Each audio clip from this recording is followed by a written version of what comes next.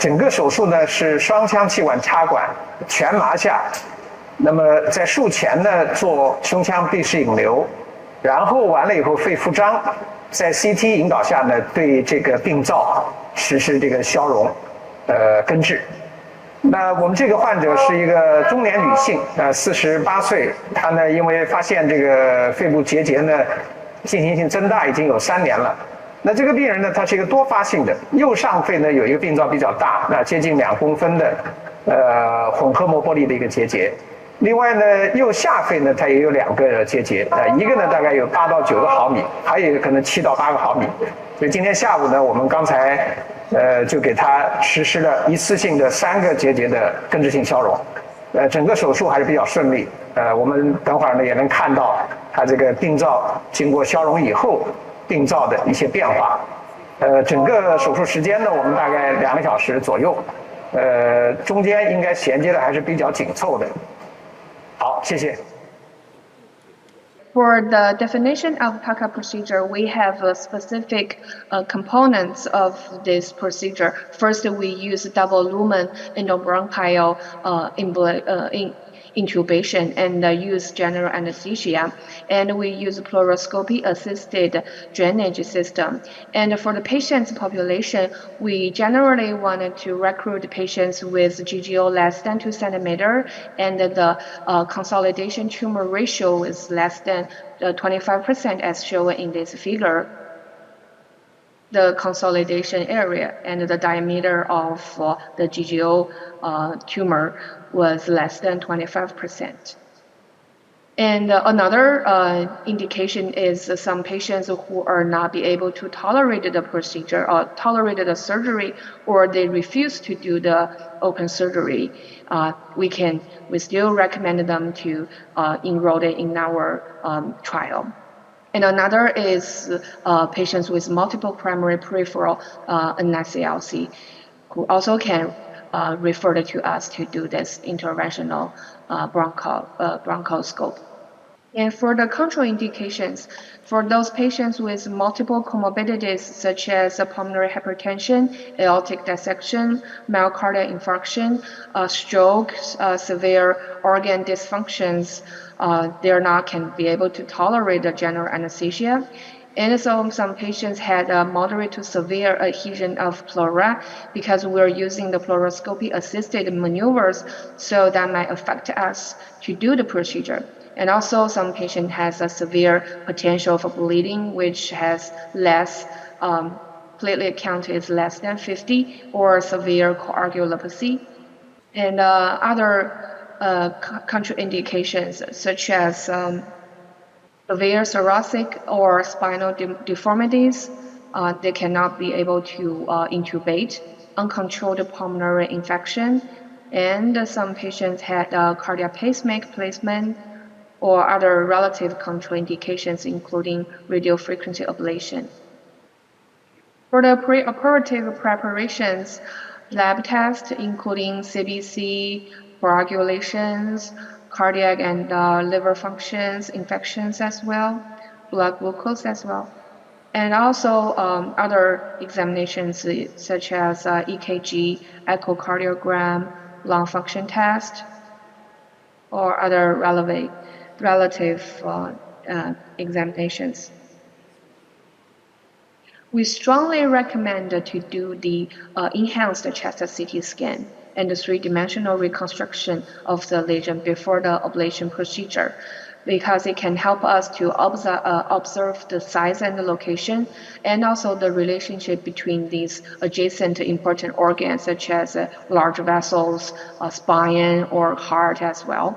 It can help us to precisely locate the lesion for the next ablation. And also informed consent obtaining as well. Before the general anesthesia, fasting for 12 hours. And sometimes we needed the skin preparation and veneer access as well.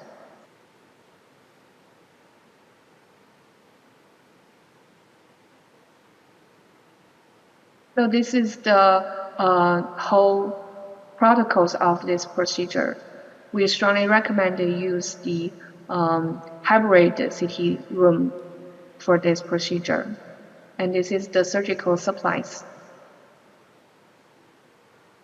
including the double lumen tracheal tube, thoracoscope,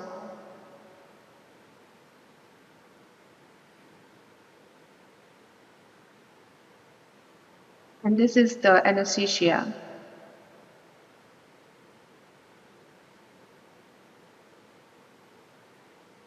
After the anesthesia, we place the double lumen intubation.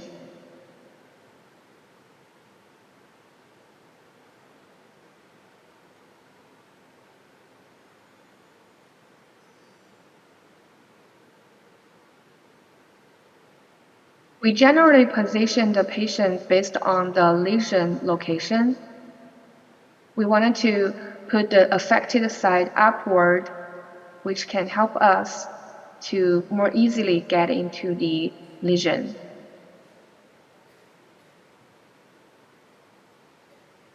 Again, disinfection.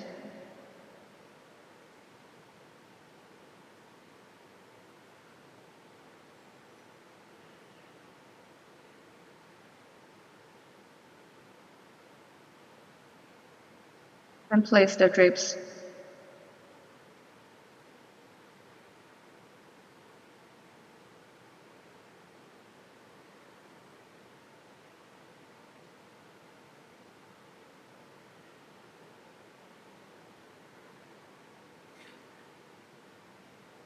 Then we firstly put the fluoroscope.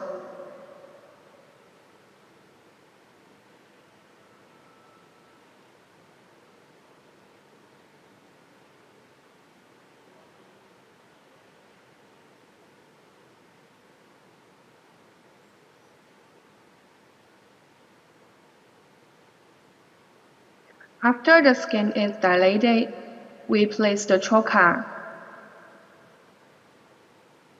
At this point, we generally created the contralateral ventilation by using the double lumen intubation.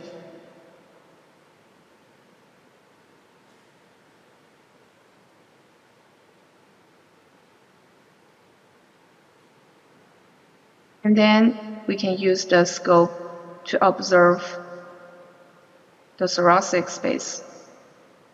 And at the same time, if we wanted to observe the water content of the line, if it is a watery line, that means a greater absorption of the ablation energy. Otherwise, if the line is less watery, commonly seen in patients of COPD, smokers, or emphysema, etc., that might suggest a less effective absorption of the ablation energy.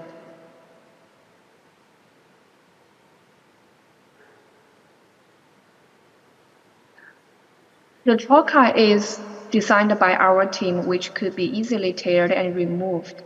Then the drainage chest tube was placed, and the previous collapsed line was reinflated.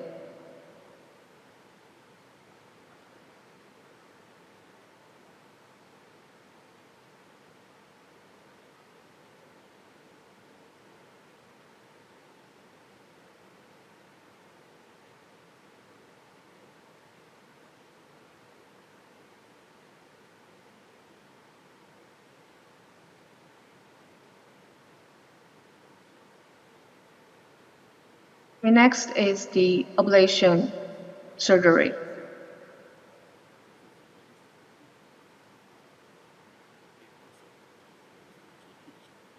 This is a marker that facilitates the location of lesion.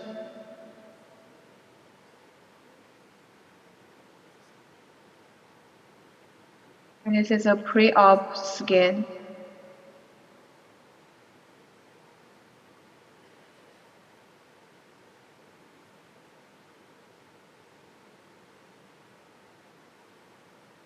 And for this specific patient, we can see that she has multiple lesions on the right lines.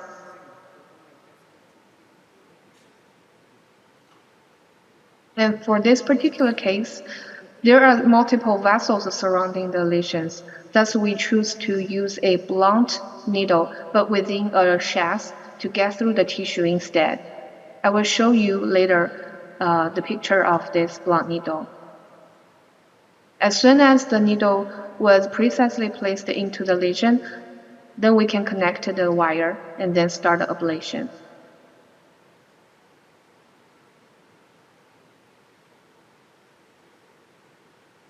One particular thing we wanted to emphasize is the placement of the needle. We want to place it right in the center of the lesion, which means that we can use the least effort or least energy to ablate, and use the least time, and also means least complications or benefits most for the patient.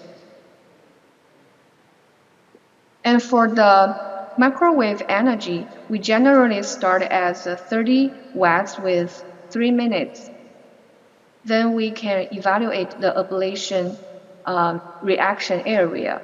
If the reaction area completely covers the lesion, ideally the reaction area would exit the primary nodule over 0.5 to 1 centimeter, which we can think as satisfactory management. We also recommend to repeat 2 to 3 minutes if this is not satisfactory. And this is the second lesion.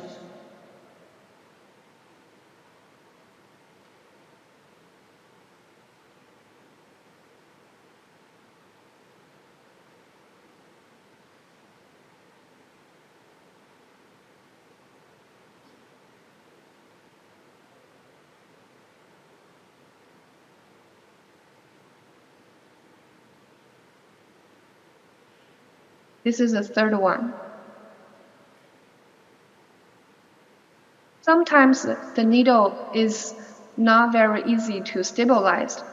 We can use some instruments such as a forceps to stabilize it.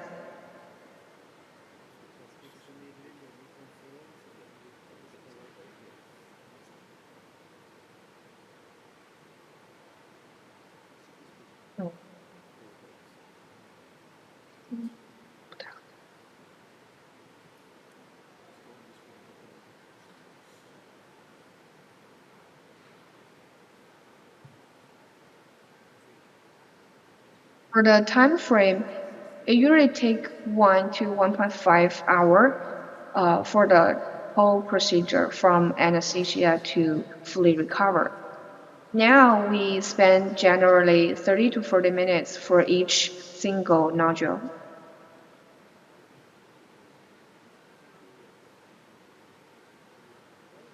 And then we can assess all these multiple lesions after the ablation. We can observe the inflammation reaction and also any exudation or necrosis or any other potential complications as well.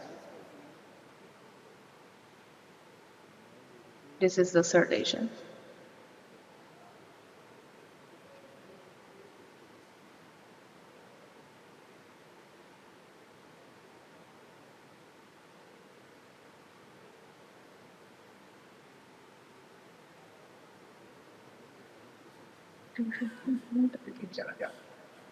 We generally make the follow-up on the, so we generally repeat the CT scan on the next day post-operation.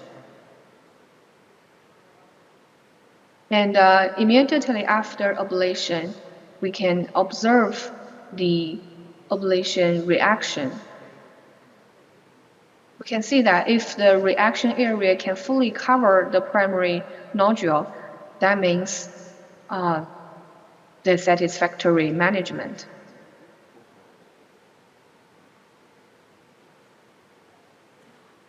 And this is the second lesion. We can see that besides the ablation reaction, there is obvious necrosis within the area. And also the primary nodule became condensed or shrinked as a white dot showing on the CT scan.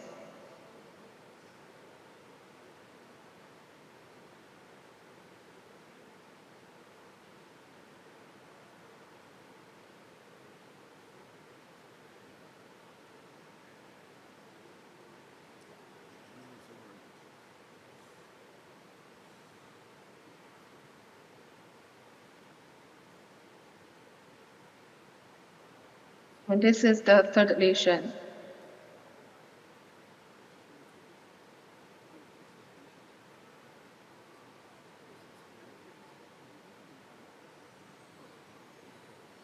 Thanks for watching the video. In the next, we would like to share several cases we have done in the past few years regarding these PELCA procedures, and also different experience we have accumulated. So for the first case is the lady we have just saw on the video. This is the primary lesions CT scan done before the procedure. You can see that on the right lungs there are several different GGO, and this is the caption during the procedure. You can saw that the needle get very precisely located within the center of the lesion, and the lower panel shows the immediately assessment after the ablation. You can see that this ablation reaction area is fully covered the primary nodule, and which means the satisfactory management. And this is the second ablation. And for this kind of lesion surrounded by different vessels, we recommended to use a blunt needle where we have created. I'll show you the pictures later. And this is a comparison on the first day after procedure and 1 month follow-up and the primary lesions. We can see that on the first day after procedure, there is a very significant inflammatory and necrosis within the reaction area. And on the 1 month follow-up, we can see that almost the second and the third lesion had completely resolved, and the first one is had some fibrotic tissue left, and no obvious complications were observed. And then compare with the primary lesions, they have very successfully managed. And this is another case showing the nodule next to the vessels. We are using this blunt ablation needles with the chassis instead. This is the comparison for this patient. After the ablation, we can see that the primary nodule is fully covered by the ablation reaction area. This is another type of lesions which get very close to the chest wall. What we have done is using the Pleuroscopy assisted drainage system to create an artificial pneumothorax, which can help us to more easier get access into the lesion because of the collapsed line as shown in the feature in this CT scan. And this is the after the ablation assessment, we can see that the ablation energy reaction area and with some necrosis and exudation within the area. And also, this is another type of lesion. We can see that the primary lesion GGO was present on the upper panel, and after the ablation procedure, as shown in the right lower panel, the primary nodule became more condensed or shrinked as a white dot. That means indicates successfully managed.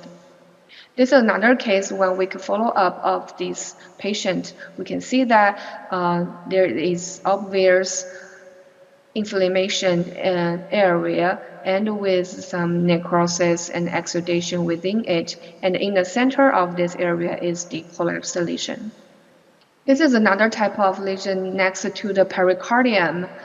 And after the ablation, we can see that the primary nodule became condensed and with a surrounding halo.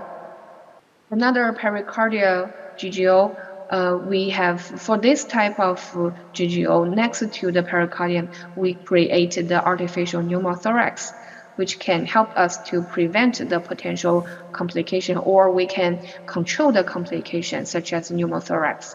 And this is 1 week follow-up of this patient. We can see that some fibrotic and fibrotic tissue. This is another patient. This is the primary lesion of that. And after the ablation, on the first week follow-up, the patient present as a cough and a sputum production with us. And the CT scan shows the massive exudative and also some cavity within the lesion. We had this patient on management and also used antibiotics to treat the infections.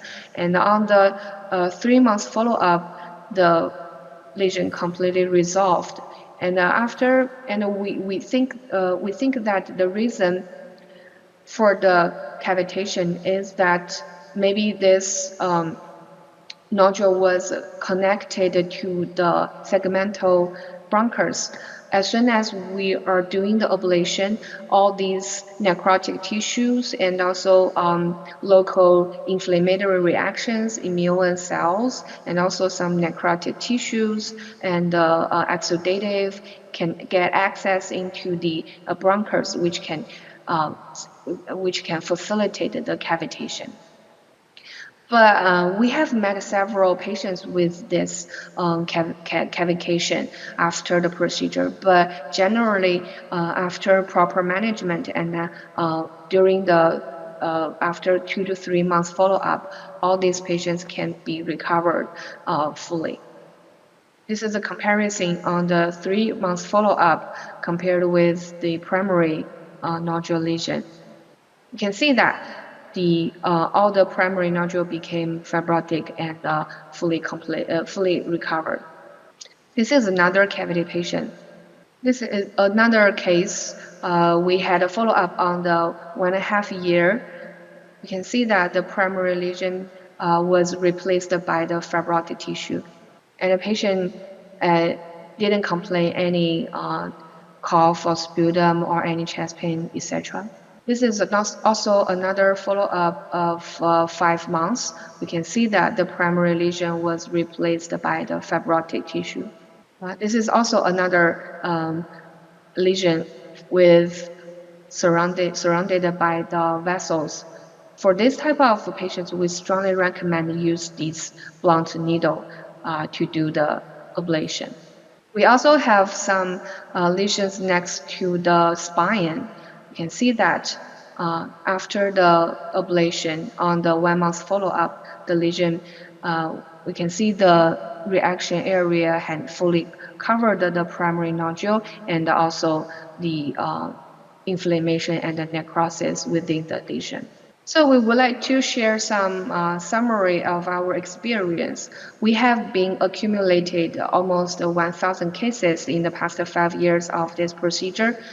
We have also met several particular patients with different locations, such as a chest wall, vessels, and the pericardium, spine as well.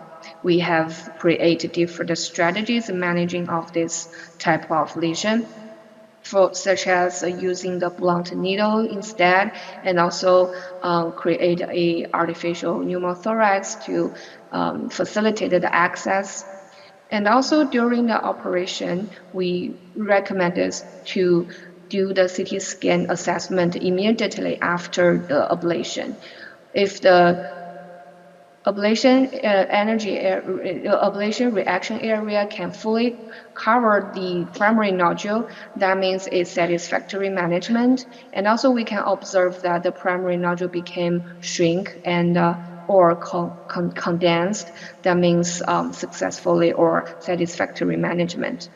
And we also recommend to repeat the 2 to 3 minutes if the management is not satisfactory. So usually, generally on the second day, we repeat the chest CT scan again to evaluate the inflammation or necrosis or exudation within the area. And after more than 5 years, this procedure has become very mature in our setting. We have almost 90% of early-stage lung cancer patients, as soon as they have met our criteria, they can do this minimally invasive ablation therapies. And during the follow-up, we generally recommended to a follow-up visit on the first month, 3 months, half a year, and 1 year, and each year later. And among patients, we have a follow-up for 5 years. There are almost no recurrence of GGO. And also, we recommended to reassessment during the follow-up and to repeat the ablation, what we call the rescue procedures, if this is not satisfactory.